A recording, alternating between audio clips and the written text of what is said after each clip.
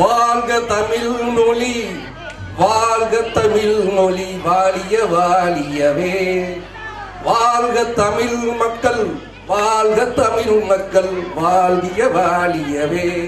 மேடையில் அமர்ந்திருக்கும் தமிழ் பெரியவர்கள், தமிழ் உள்ளத்தில் நான் உயர்ந்த பெரியவர்கள் அனைவருக்கும் வணக்கம், பணிவான வணக்கம்.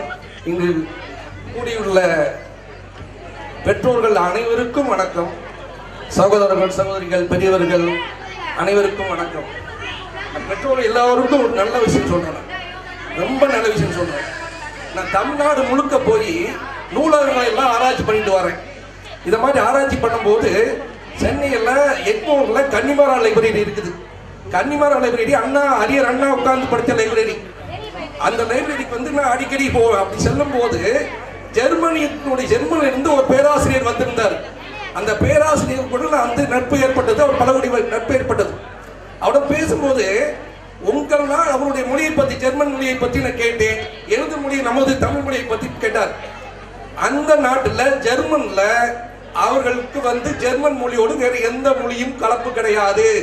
ஜெர்மனுடைய மொழியில் அவங்க தாய்மொழியில தான் எல்லாத்தையும் படிக்கிறாங்க. சயின்ஸ், விஞ்ஞானம், அறிவியல், புவியியல், வரலாறு எல்லாரையும் சொந்த மொழியில படிக்கிறாங்க. உங்களுக்கு எல்லாம் தெரியும், உலக போர், இரண்டாவது உலக போருக்கு பிறகு ஜெர்மன் அழிக்கப்பட்டது, முழுக்க அழிக்கப்பட்டது. இன்னைக்கு பாருங்க, ஜெர்மன் உயர்ந்து நிற்குது, உலகத்திலே பெரிய நடம் உயர்ந்து நிற்குது. ஜெர்மன்ல தான் உயர்ந்த பெரிய விஞ்ஞானிகள், பெரிய மேதைகள், பெரிய பெரிய பொருளாதாரம் உயர்ந்துருச்சு. எப்படி? அவங்க சொந்த தாய்மொழியில படிச்சதுனாலதான்.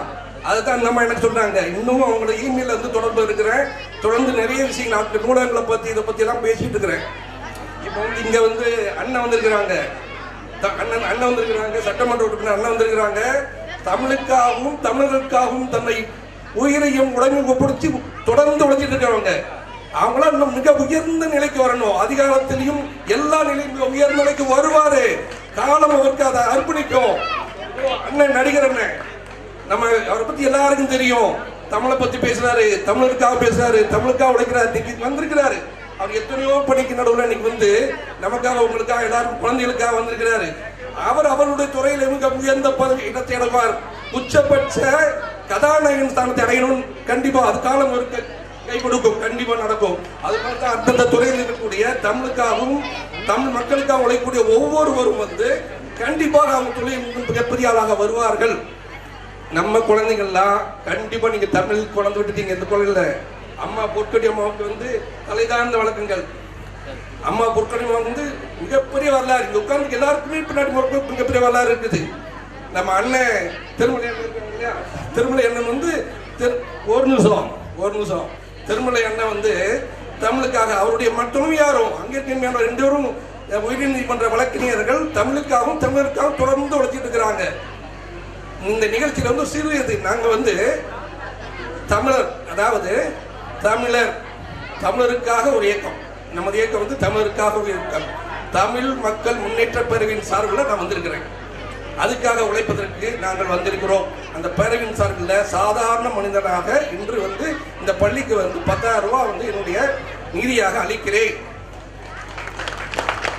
இதை நான் எதுக்கு சொல்றேன்னா, இந்த ஒரு விஷயத்த சொல்லிட்டு முடிச்சிடுறேன். நான் எதுக்காக இதை சொல்றேன்னா, சாதாரண மனிதன் 10,000 ரூபாய் கொடுத்திருக்கிறேன்.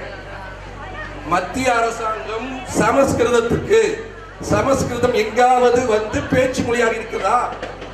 எந்த மாநிலத்திலாவது பேச்சு மொழியாக இருக்கிறதா? எந்த மக்கள் கூட்டத்தினுடைய பேச்சு மொழியாக இருக்கிறதா? கிடையாது இல்லையா? பட் சமஸ்கிருதத்துக்கு வந்து 630 கோடி ரூபாய் ஒதுக்கி சமஸ்கிருதத்தை வாழ வைக்கிறாங்க.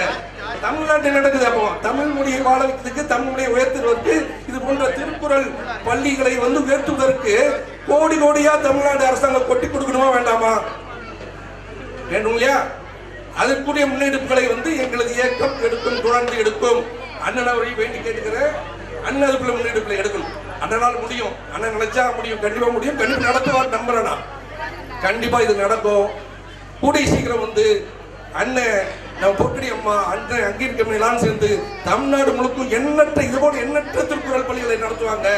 எண்ணற்ற குழந்தைகளுக்கு வந்து மிகப்பெரிய உயர்த்தி விடுவாங்க என்று நம்பி வாழ்த்தி வணங்கி விடைபெறுகிறேன். நன்றி, வணக்கம்.